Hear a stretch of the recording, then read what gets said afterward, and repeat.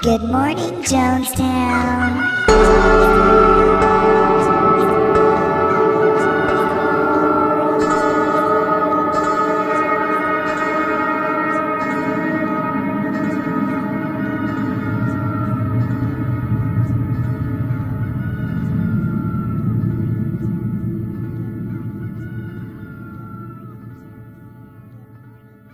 Good Morning Jonestown is brought to you by the following sponsors. Step right up, ladies and germs, for the Pensacola Interstate Fair. Come for the rides. See the world's fattest man who can walk. See the world's smallest woman who can't escape. Play fair games for a chance to win fair prizes. Do you like fried food? At the fair, we deep fry everything. Fried Oreos, fried donuts, fried hamburgers, fried popsicles, fried cotton candy, and deep fried vape juice. New at the 2018 fair, you bring it, we'll fry it. Shoelaces, fingernails, toenails, even human hair. You name it, we'll fry it. And now that your belly is full, waddle on over to our petting zoo. Pet a baby giraffe in a cage. Pet a baby goat in a cage. Ride a camel with one hump. Ride a camel with two humps. Or pet the world's smallest woman in a cage. And who doesn't like music? Pensacola Interstate Fair features some of the best-known acts in the country, including Sugar Ray and many more. Pensacola Interstate Fair. Come for the rides and come for the world's smallest woman in a cage.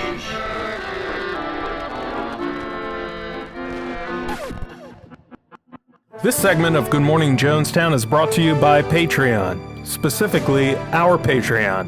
The first 20 people to join at the $5 tier or higher will be entered into a drawing where we will select one of you to be our very first and possibly only guest ever on the show. Yes, so sign up, become a patron at Patreon. If you just Google Good Morning Jonestown Patreon, it'll be the first thing that comes up. And we appreciate all of your support, and we love you. We love you.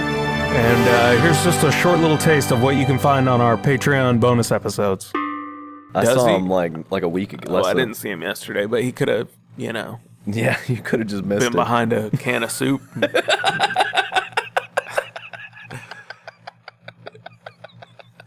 Dude, after we... Just pictured him hiding behind. That's what I meant. Like on the shelf. Right, yeah. And here is one more little tiny taste of some of the stuff that you'll get with the bonus content. You're not trying to bring her to your house and her be like, really? You got the California King? But you also don't want to bring her home to That's a dog bed. Well, shit. I was going to say a race car bed, but fuck. A dog bed. This is my crate.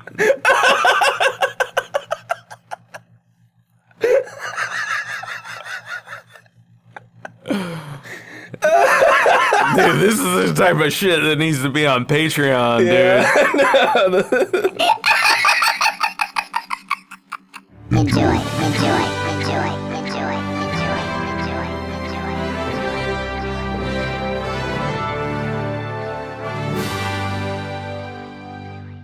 All right, so what if Alex Jones approached you and was like, dude, I want to take you on a comedy tour. I like your comedy and I want to take you on a comedy tour, all expenses paid. Right. And it's not even like he's performing on it. Right. He just likes your comedy and wants to literally take you on a tour and pay.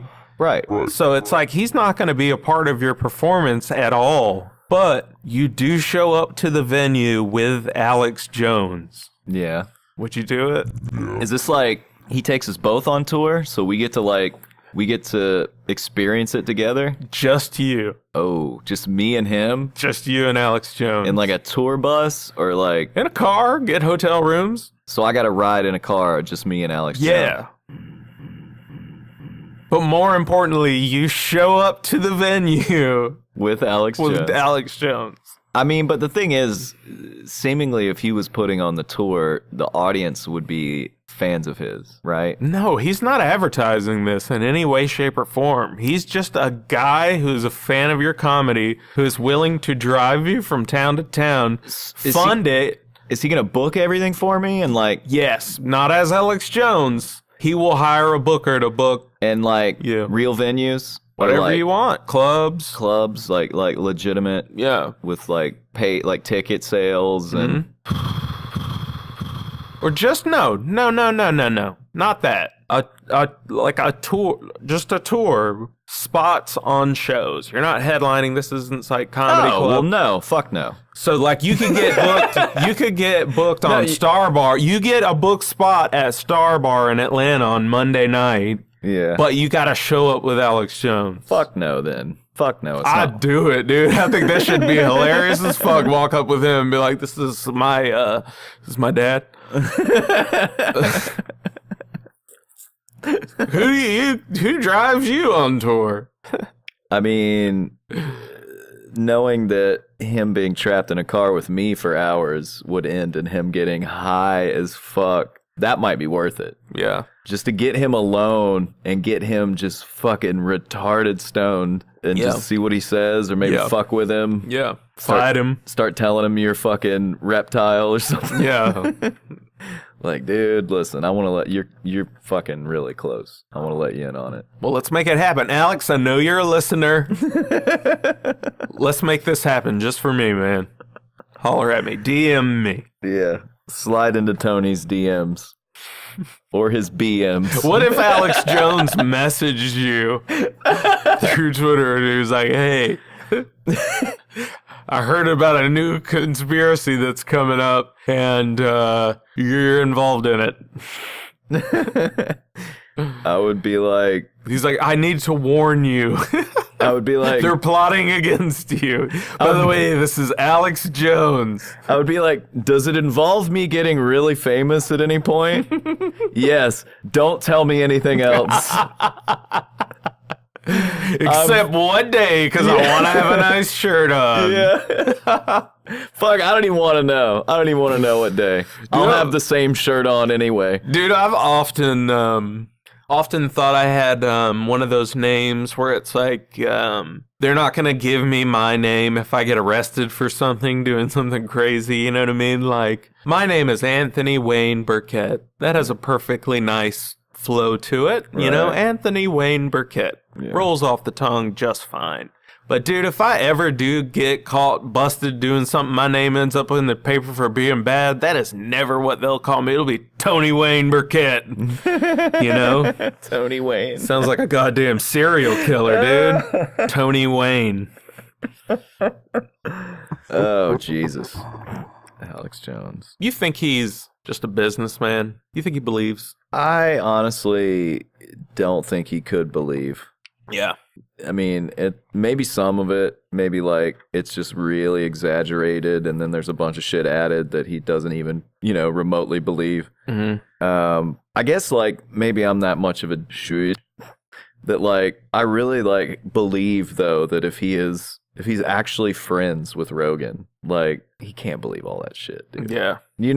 Like he used to do comedic shit. Yeah. And then, before that he was Bill Hicks, so like that's when he was real, man. You know what's funny though? What's really funny about that whole Bill Hicks conspiracy thing is long before I'd ever seen that on the internet or heard anyone else say it, the very, very first time I saw Alex Jones on a like a internet video. I think it was before YouTube. I think it was on like E-Bombs World or some fucking place like that. And I was like, God damn, that guy looks like Bill Hicks. Yeah. and kind of sounds like him. Yeah. You know? Like, which I get, they're both from Texas, so they have a similar accent. Yeah. They're from Texas. It's very likely they're cousins. Yeah. You know? Yeah. Like, this is fucking inbred fucks. But it's just funny because I remember thinking that. And I was like 18, you know? And it was years later, maybe like 9-10 years later, before I ever saw that becoming a real big thing around the internet. And people making little videos and, you know, doing like those image things and like, oh, if he aged and did this and look at their teeth are the same and all that shit. It made it almost for a minute even more like plausible to me. Yeah. Because I was like, dude, it is weird. The first time I saw that motherfucker, the first thought that I had was, boy, very Bill Hicks looking sounding motherfucker, you know? Yeah. Which I have to say, maybe it's I want to believe in a conspiracy. That's the ultimate conspiracy, dude, isn't it? What I want to believe in a comedy bit that great. Yeah. You know? Yeah. Like I want to believe that someone who, you know, is widely considered a legend of comedy would also then fake his death, create a fucking batshit character, rise to fame again, and then just get completely booted off of everything for saying that a bunch of children didn't get murdered. Dude, if that was like... If that's Bill Hicks, like, I will worship him and, like, go to his fucking church. Dude, I have an idea for a screenplay, dude. Seriously. Yeah. That? Yes, dude. So I have an idea, and you think that could be a screenplay? No, but it's not about Bill Hicks and Alex Jones. Oh, I got you. It's about a comedian that had that trajectory. Yeah. And then does that and comes back, and is a long bit. Yeah. You know what I mean? Well, I mean, that was also kind of what they wanted people to think about Andy Kaufman. I mean, part of the, you know, that was part of the thing that he made Bob Zmuda agree that he would keep doing Tony Clifton. Yeah. Just to make sure that people kept wondering, is Andy Tony? Yeah. Which is just fucking brilliant. Like, I don't know, man. I love that kind of shit. Yeah. Like, I feel like you only can get to that point if you are working really close with some writing partner. Mm-hmm. You know, like I think most of the brilliant shit Kaufman did was once he started working with Bob Zmuda. And I think the reason is because once it can be a thing where like it's only a joke to you two. Yeah. Until it's not, and it may be years, that makes it so fun. Yeah. Can you imagine how fun that would be, dude? Right. If we created some character that we could both play. Yeah. So either one of us could go into makeup and shit and look this part and do the voice. Exactly the same. Do the voice, sound like him, act like him, use his catchphrases and all that shit. Body language, all of it. Yeah. How much fun would that be, dude? That they literally were spending the time and the creativity too to be like, well, let's start doing voices and see if we can get to one that we can both do. Like, let's me and you do that. Let's both find a sound that we can make. You know what I mean? And they did, and it's a weird fucking like nasally like throat. Just New Jersey nasally fucking. Yeah. It's like some goddamn. That's like a duckbill platypus call. Yeah, man. But so I always wanted to, you know, that's the kind of shit that like. That's less about wanting to believe in a conspiracy and wanting to believe that there's someone that committed to a bit. Yeah. Okay. Like, because, you know, even on that Mark Maron, Bob Zmuda thing, and he says it, and he's like, because they get on the topic, you know, of him faking his death. Yeah. And Bob Zmuda's like, I knew Andy better than anyone. We were best of friends. If he walked in that door right now, I would not be surprised one bit. And you're just like, that, you know, either he's still committing to this bit. Yeah. Or his friend was so fucking out there that he's like, no, he may have done it. Like, he literally may have done it. I think he committed to the bit, dude, which is the right... It's like the ultimate tribute to your friend. Yeah, that's true. Your one final joke will die when I do. Yeah. Yeah. You know what I mean? No, Write that one is joke cool, that yeah. won't die until I will. Yeah. That's a cool partnership right there, dude. Yeah, it's pretty awesome. I hope I find someone that like that one day. Yeah, me too.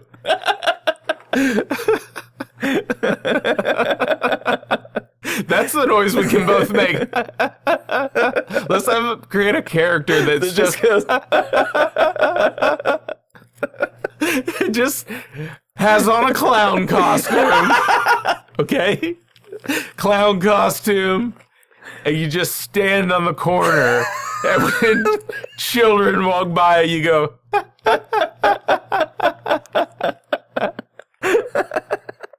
All right? Guys, that's kind of my thing. I do that sometimes. I might get hit by a car tonight. If I die tonight, I will never be able to do it again, though.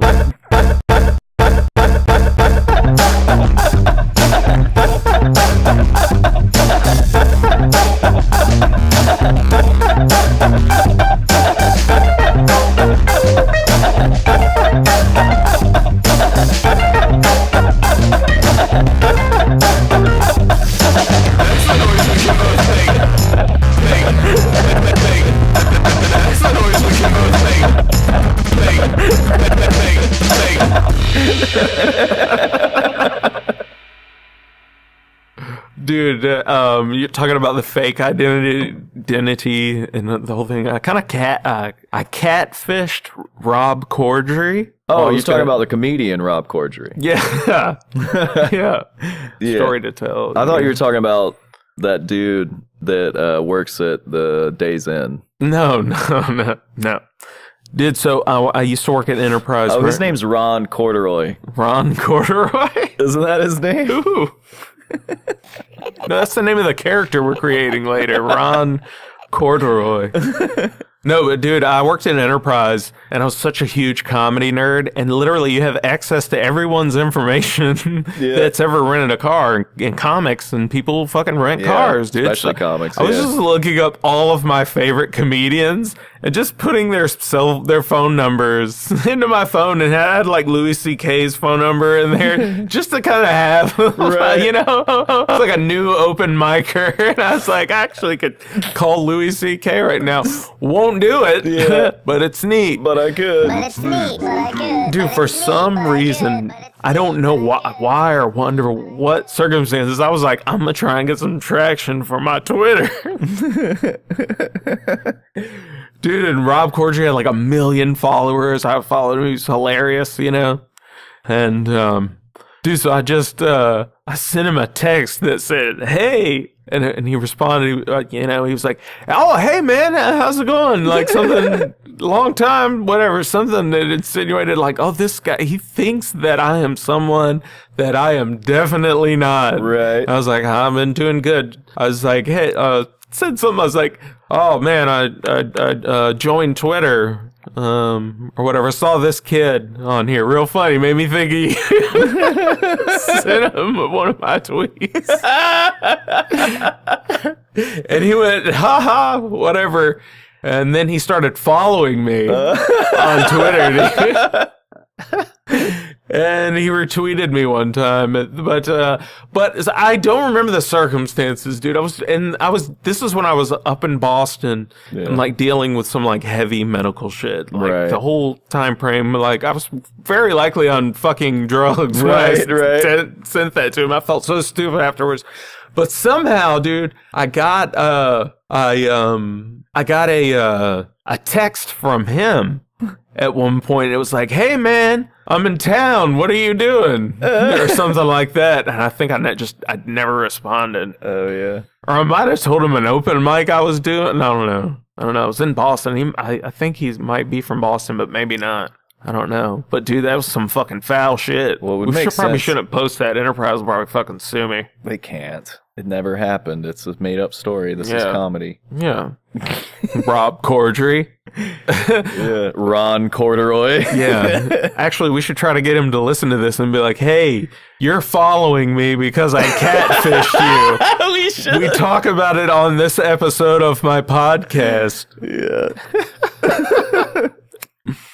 That's pretty good. Yeah. We should try it out. Yeah. See what it gets us. Yeah. Dude, so do you think we should have that fucking compulsive coming trans person? I don't know. We don't have to air it if we don't want to, you know? Dude, I meant to show you this shit. She's like trying to fuck you. No.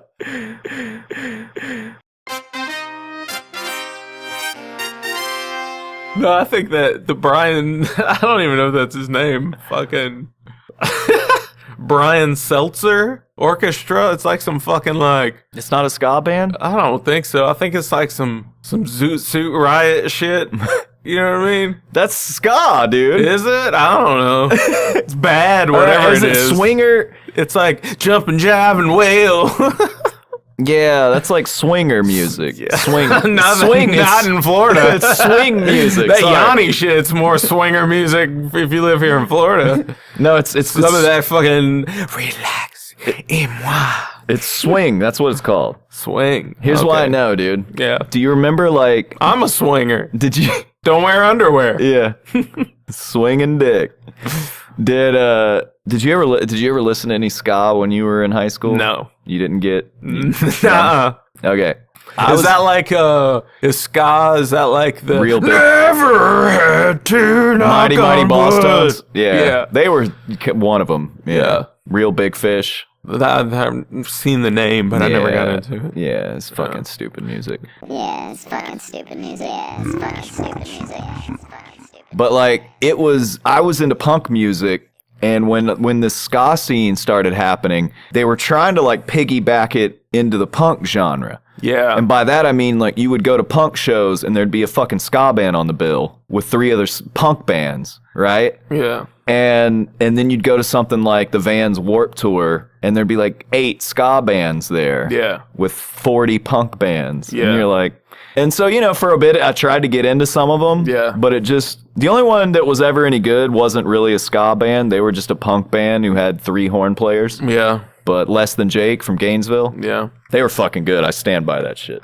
All right. Never got into it. Never listened to it. But anyway, so then like the ska thing starts transitioning, if you will, culturally into this swing music movement that was like mid to late 90s. Cat daddies. Yeah, and dudes started dressing like that, and people started Like some going Dick Tracy villains. Yeah. Go fuck yourself. started taking swing lessons. Paul F. Tompkins. He dresses like the wolf in those old Warner Brothers cartoons. You know? Yeah. Like the pinstripes and the sock garters and shit. I love you, Paul F. Tompkins. You'll crush us. We get it. I'll do anything to work on any project you're a part of. Even suck your dick in a wolf costume. Even buy you some clothes that look good on you. Do you own a t-shirt, motherfucker? Yeah. Yeah. Yeah. Yeah. Did you know that apparently the president Lyndon B Johnson had like A big dick? Yeah. Yeah. I'm guessing that's where Johnson comes from. This is new information that I've attained. Maybe. Is it that? I'm guessing you knew that already. I'd heard he had a big dick. On the streets. That's the word on the street. That's what my mom said. LBJ. That's what my grandma said. LBJ. Long, big. Johnson. Lyndon B Johnson fucking blew my grandma's vagina out. So my dad, despite the size of his head, did not require a cesarean section. He kind of walked out. He already had room to learn how to walk in there. He came out walking. No, but apparently he had a giant cock, and I wish I could remember the name. It was something like, Yeah, he had a name. Yeah, it was like Captain or some shit like that. Dude, but apparently, I can't remember. It's one of or the other thing. Either at urinals, sometimes he'd show it to someone, Or either it said that he'd like whip it out in public. Whip it out in public and shake it around. That can't be what it said. But that's what I remember. While he was sitting president? No, but dude, that ain't even the funny part. I can't, it's one of those two things. I don't know what, my mind wants to think he was pulling it out, kind of holding 1/3 of it. You mean like and doing a helicopter thing with the rest like of in it? a meeting or something? Yeah, no, in public. In public, as president. I don't know. I guess maybe it was other thing. Maybe sometimes he'd show his colleagues his dick in the bathroom. I think that's actually what it was. I heard he would take a shit with the door open and make people have meetings with him, and he would just sit there with his dick like draped, hanging out of the bowl, like draped across the toilet seat. Dude, I should start doing that more. That's an alpha move right there. I'm gonna give that a try. No, dude, but he used to always say the same thing to all of them when he showed them his dick. He'd say, "Have you ever seen anything that big?" Look at that thing. Have you ever seen something so big? Yeah. It's some fucking Me Too shit. Yeah. Fucking me too shit. Fucking me too shit. Yeah. Malcolm Thomas. I don't Are know. you thinking about Rasputin? Because he would take his notoriously giant dick out in public and taunt people with it, but that was a long time ago. Yeah, I probably got, you know how you get Lyndon B Johnson and Rasputin confused from time to time. You know, I learned that at the Museum of Natural History, where they have Lyndon B Johnson's penis in a jar of alcohol. Maybe that was something else. No, but you know they found out that's not really Rasputin's penis. Not really his penis. They were like, "No, he just got some horse's It's an cock animal's and put it in." penis. Yeah. Yeah. Well, you know, I remember seeing pictures of it and being like, That doesn't look like a human penis. Yeah. Where's the part at the end that makes it look human? Oh, he got that otherworldly big dick. I get it now. He's got that H.P. Lovecraft big dick. That shit came up out of the sea. Got that Cthulhu dick. So, speaking of big dick, actually, I don't know why. That has nothing to do with what I'm about to talk about. It's just on your mind. Just a segue. Speaking of big dick, could you pass me the gravy? Mima. No, Olivia Searcy, very funny comedian. She has the joke she's done a couple times, very funny, where she like asks the audience. Yeah, if they remember they're buying their first sex toy. Yeah, if they remember it. And there's always a good reaction. Yeah. It's only ever women that respond to that. Yeah, well, it's you can judge it by the frequency of the response. Right. It's a very high-pitched response. Yes. You know, it's very... It's all women remembering their first dildo. Remember that joy that washes over your body. I know I sure or do. that first foot massager they reappropriated. Yeah. Yeah. No, but that's just a funny concept to me. That would be a point of reference for women, you know what I mean? Like, oh, we all remember we bought our first sex toy, because fucking there's no dude that will ever respond to that, because we fucking never bought our first sex toy. We made that shit. Yeah, dude. Yeah, dude. Of course you made it. Yeah. What kind of like... Well, I mean, all they had when we were kids were pocket pussies. They didn't have like legit fleshlights or anything. Yeah, and I'm, you know... And you know, you're 10, 11 years old, incapable of ordering a pocket pussy to my house. You can't get one of those. No, but there's shit around the house you can have sex with. Yeah, there's all kind of things that have holes. You didn't know shit about shit. Then you see that first titty, next thing you're MacGyver. You're like, oh, dude, this cellophane and hamburger meat might feel pretty good. Take a Santa Claus hat, put it inside out, and have sex with it. That's definitely what a vagina feels like. Those fucking things that felt nothing like pussy. Yeah, like some big stuffed animal. It's got a little tear. Charlie, it's got a little tear in it. Charlie. Yeah. I remember him, your wrestling your buddy. wrestling buddy, like that kid I knew. Dude, I had an inflatable California raisin. It was like... Dude, it was probably 4 feet tall, dude. It was giant, dude. Yeah. I was fucking... Essentially, I guess giving that thing a new room massage, dude. Like lotion. I was rolling all over that thing, dude. Then I'd come on his face. It said, I hope you heard that through the grapevine. I had one of those like Coca-Cola polar bear, right? And it wasn't mine. It was like this chick. Hold on.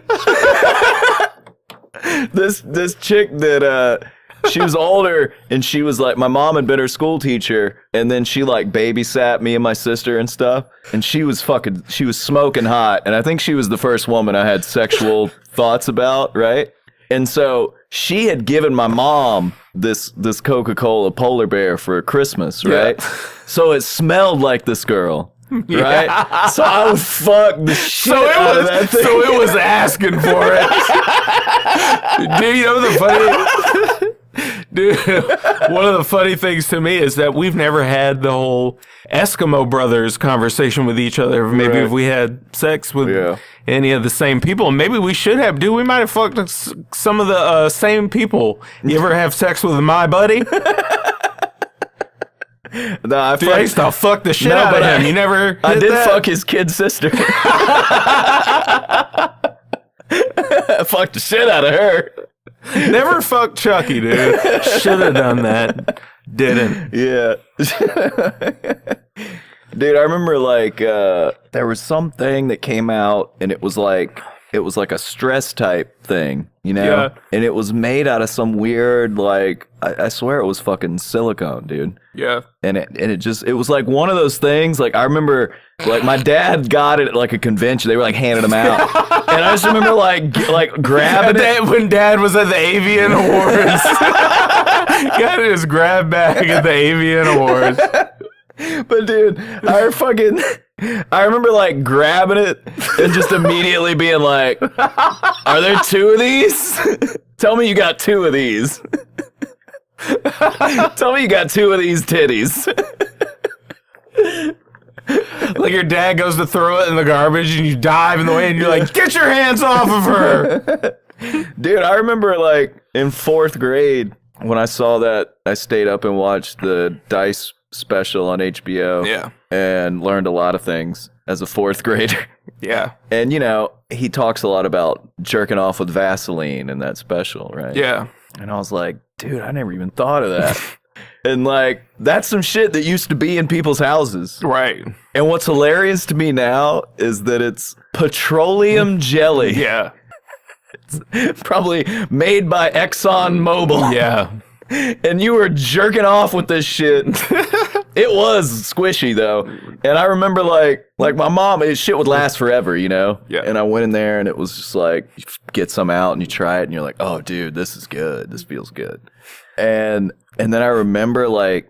Now you do it, you're like, it's too tight. No, I it's remember... Too tight. I'd done it a couple times, and then she got a fucking new thing of it, right? Yeah. Like a new one from, like, Sam's, like a big one. And I remember opening that bitch, and it was fresh.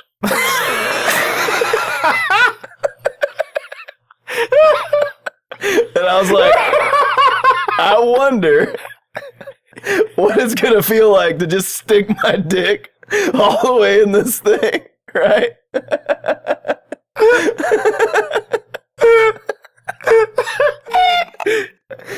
So it was kind of disappointing, you know, because there's not a lot of friction. Like, it feels good on your hand because your hand creates the friction and it provides the...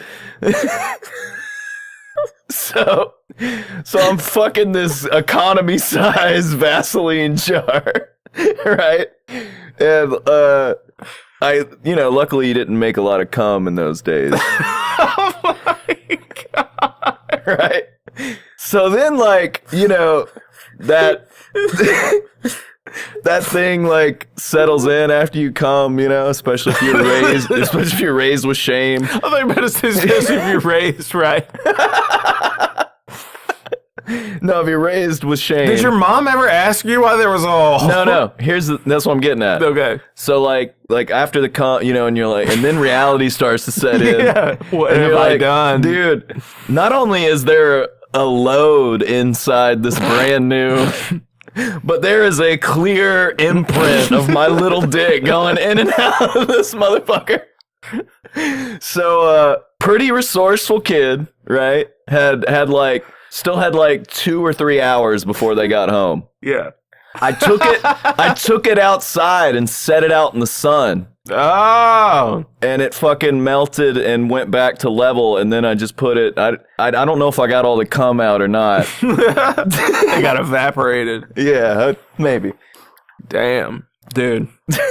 Whenever I was probably 10 years old, my dad was on a business trip, and it must have been to Tennessee or something, because he'd bring us back a souvenir or whatever. Dude, and it was this fox's face. Yeah. It must have been from a Native American reservation. It was like a skinned face of a fox. Like a real fox. Real. It Yeah. was real, but it was like tanned hide, but it was a fox's face. They skinned it off. There's no eyeballs or anything in it. It was like this animal skin. You fucked its eyeballs? No, dude. Holes? I did not. Here's what I did. I got a pair of scissors and clipped its hair out. I was 10. Yeah. I would say 10, 9, 10. And I clipped them out, and I got Elmer's glue, and I put it all around and sprinkled it over because I wanted to see what I would look like with No, you didn't, dude. You didn't Beavis and Butthead your genitals, dude. I was probably 9 or 10, dude. I was like, oh, yeah, it looks good. It looks good. And, dude, not a day goes by that I don't feel bad about. Like, here's the thing, dude. People kill and eat chickens. I'm a vegan. You know what I mean? And I understand that that chicken died so you can have a meal. I understand that. But this fox died so that I could find out what I would look like with orange pubic hair, because it was a fox. I mean, it was like orange, so it'd have like ginger genital, fire crotch, arrow straight, red pubic. Yeah. Just not a fucking curl to it. But I just wanted to see what I would look like with pubic hair, and I glued that shit on there and was like, yeah, that'll be cool. Oh, dude. Yeah.